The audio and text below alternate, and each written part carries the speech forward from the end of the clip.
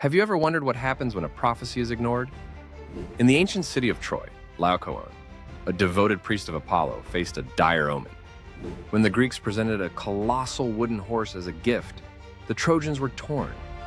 Laocoön warned his fellow citizens, proclaiming that the horse concealed hidden warriors, a trap set to bring destruction.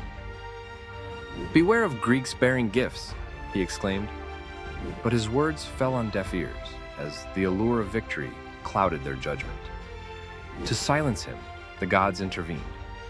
As Laocoön sacrificed a white bull to Apollo, two serpents emerged from the sea, coiling around him and his sons. The tragic scene unfolded on the shores of Troy, as Laocoön's desperate cries echoed through the air. It was a divine punishment for his audacity, a warning that the truth often comes at a terrible cost. The Trojans, witnessing this horrifying spectacle, dismissed the signs, sealing their fate. The fall of Troy was imminent, and Laocoön's tale became a haunting reminder of the consequences of ignoring truth and the divine. In the end, his sacrifice stood as a testament to the perils of deception and the fragility of human fate.